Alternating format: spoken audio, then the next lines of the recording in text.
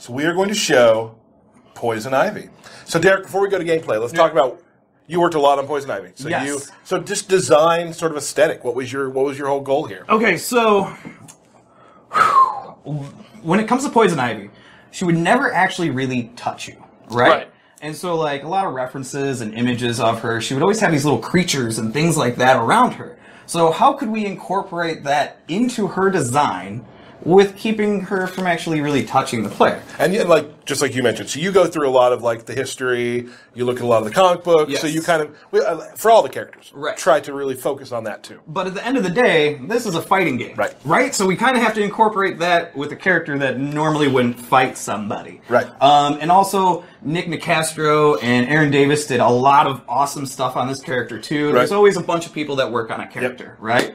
We're a team here. Yeah, absolutely. And you also have to keep Poison Ivy sexy. That's kind of the thing about her, right? Yeah. So, for the most part, when it comes to Poison Ivy, she's kind of a stay-back character. Like, come at me. Come Right. at me. And then if you do get close, she's got some tools. She's got some pets that are going to help her. But for the most part, she's like, stay back and see what I can do. So, how do you keep them out? Let's show some Well, gameplay. let's see. Woo! So, we've got, for the most part, one of the most powerful moves she has is this amazing drill, right? Yes. And so it'll push the players back, and it'll keep her at that distance that she wants to be.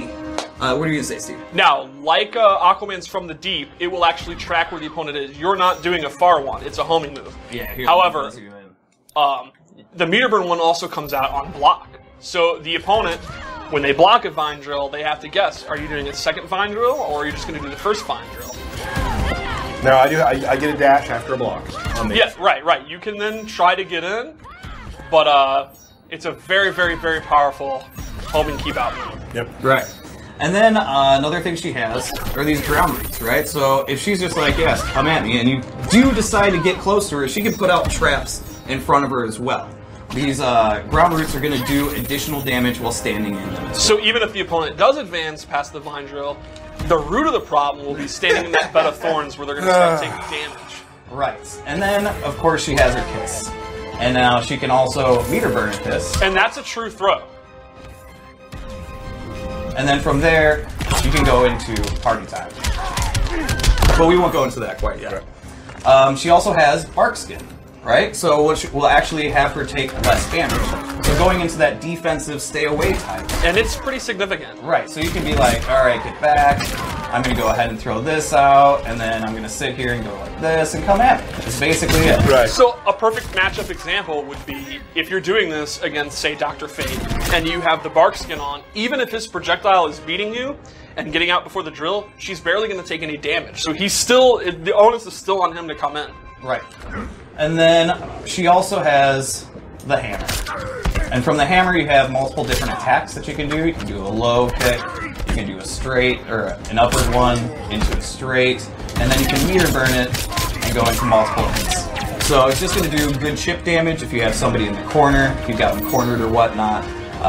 And then you can actually 2-in-1 into it as well. Now is she stuck in place during that? She is. Yeah. She is. So you're kind of, once you commit to it, you're going to have to stick. But here's a person's great place for it because I'm in the corner. Right. Right. Yep. And if somebody's trying to wake up, you can just go straight into it and wait for them to wake up as Right. well. And then, probably my favorite part is Nightshade, her little buddy. And so what Nightshade does is it's basically a turn. So even if you get over or behind me, it's going to track you.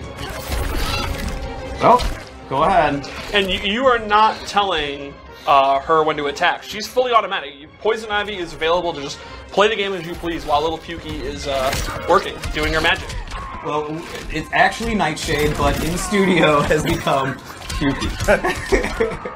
And so even if you jump anything, Pukey is going to get you. Right, and this complements all the special moves you just talked about. So, once you have Nightshade out, you can put on your Bark Skin and begin your drills, and the opponent is virtually in a keep out lockdown. Now here, let's reset real quick. Now pull out Nightshade. All right. So that, but if you manage to make the correct decision and hit Ivy, Nightshade will go away. so one hit and Nightshade's gone. Right. Nightshade's So gone. if you're doing it at this distance, that's Not a great idea. Right. Because I'm going to knock Right. it out right away. Another thing with Nightshade that's fun is if you watch the meter, right, it's slowly draining. That's basically how long it's going to be around. But right towards the end, you can send it out to do a low attack as well. So That's what that was. that's what that was, right? So if you're just sitting and you're letting do his attacks, you can go, okay, she's about done. Let me send her out for an attack, Which I blocked just then. which you blocked just then. And then, as we had talked about before, she's got a pretty strong mid game, and she's got these two plants that are on her shoulders, and I believe that's Chompy and Bitey. Chompy and Bitey. Chompy and Bitey. And that is, I believe, is her accessory, yes? Yes, those are her accessories, so you'll get new different Chompy and Bites, which I guess you could name when you get different ones. Right. Whatever. And these actually extend her attacks. So like we were saying before, she really doesn't touch you. It's more of Chompy and Bitey here that do, and they extend her normal attacks. I also do love her down 2 and her back 3. Her down Which, two. her down 2, she's not actually attacking you at all, but her back 3. Right. So she's calling plants to Yes. do her bidding. She also has a very unique 4-3 that she can actually control the distance of. She can do it long or short. So her 4-3 has an incredible amount of range if she holds forward. That was the short one. Yep. Yep. That's the normal Number one. And then, look at that. Yes. So, for the most part, she's kind of that stay back character, but if you get in close, she's gonna poke you and try and make that distance. Can you show her back 2, which in my opinion is kind of her Sure. key normal attack? Look at the range of this, and then it goes into this. Or if you are pretty sure it's going to hit, you can do back 2, down 2, and then go into your drill. Oh yeah. Yeah, that's definitely her. That's kind of her key neutral game move. Nope. I'm going into hammer. Okay. Another cool one, which is a little mix-up string, is back 1, 2, 3, which begins with a very fast low. And then you just carry them all the way back. Right. And she also has 3, 1, 3. Very cool looking. The second hit's a low. I love that last hit. And she does have a good mixture of overheads towards the end of the combos as well. Right, she's one of those characters where her mix-ups come in the middle of her pressure, not just overhead low, static overhead low. We also haven't shown her throw. Oh yeah. It's a good one.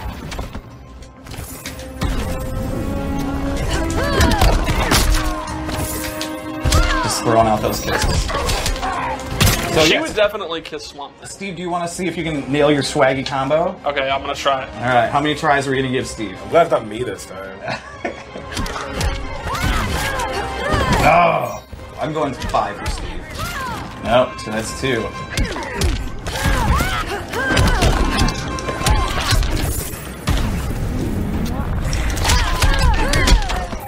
Come on. Are you expecting there's only 4 people in the room? We're not going to cheer for you. Oh, What are you doing here? Bert. Here, Bert. Here, Victor. Another Alright. thing, also with Ivy and Pukey here, right? If you're just gonna stay back, but you want to advance, right? You can actually tech roll and then go into it, right? And Pukey's going to continue from the other side. Right. So Pukey can be a defensive move. If you have the life lead, they're in a lot of trouble. She can just hide behind their bark skin. But like Derek said, if you need to make the comeback, if you're behind, Pukey's the perfect way to cover your advance. And then you can start using her long-range 4-3, her double-hitting jump 2, her 4-2 move's another good advancing move. One thing I'm excited about, this is kind of like dorky, high-level stuff, but like how we've kind of sort of played with some of the mechanics of our back and forward threes in this game. Yes. Like certain characters have different ways. Supergirl's is very for unique. instance, yes. I think that's really cool that she has her own sort of way she uses hers. Right. Because it's such just a constant thing in our game. You know, back three and forward three are very important. Our wall bounces are big, and how they're changed, how those work is neat to me. Super time? Super time. I'm excited. This is a good one.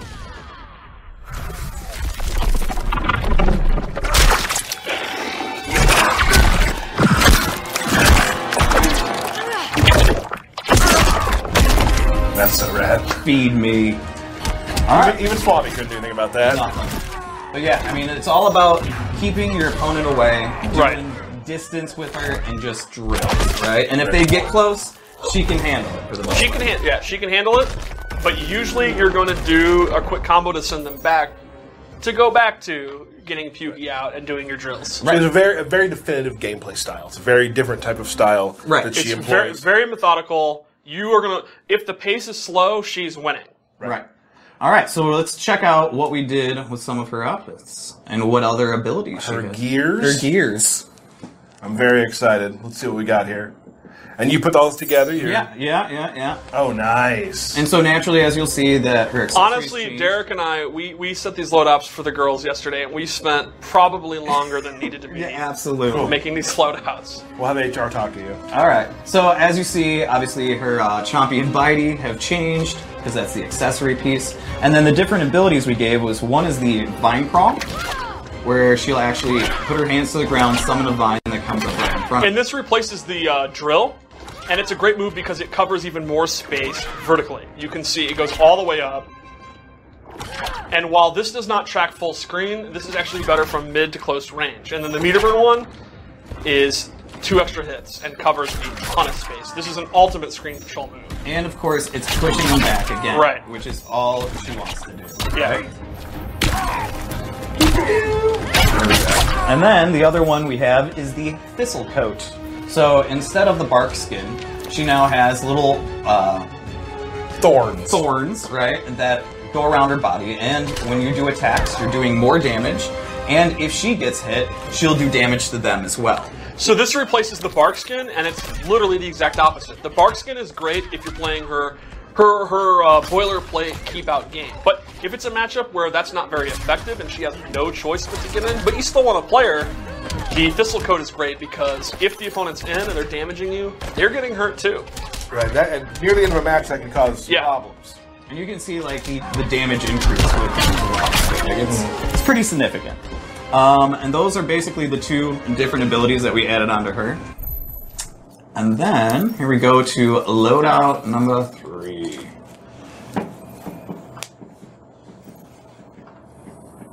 What we got here? Oh, this is nice. Yeah, look at that. It's pretty rad.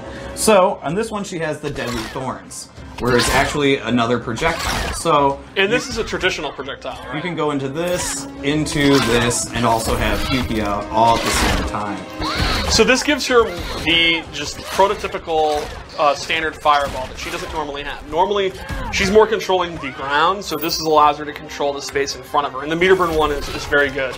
Multiple hits, good damage, and this really complements her play style, especially against a character who has a good projectile himself, because now she has a fast projectile. Right. And then the additional one is Petals of Life. And while she's standing in the area, she's continuously getting health back, right? And this replaces the thorns that go on the The ground. ground thorns, right. So if you are doing the stay back and you have low health, but you have all these things protecting you, because that's basically how she is putting all these things out to protect her. You can bring this out, you can meter burn it, and now it's doing even more health. Can I point out how much I love the animation of the meter burn one? Oh, that's really cool. That's perfect. So, and of course she has additional ability moves that we're not going to get into, but that's Poison Ivy. She basically wants to stay back and let her plants do the work, and Yes. if you get close, Chompy and Bitey are going to come at you. We actually, funny enough, we did have some matches before we started the stream where we were playing Grodd versus Poison Ivy, which when you got me in the back, I was having trouble. Right. But when I got close to you, I do so much significant damage that you were having a lot of trouble. Right, and I was like, I gotta get away, I gotta Right, get away. so you actually got to see that sort of the real classic matchup of I got to get in, you got to keep me out. Whoever does their job right will win the match. Yes, absolutely. So,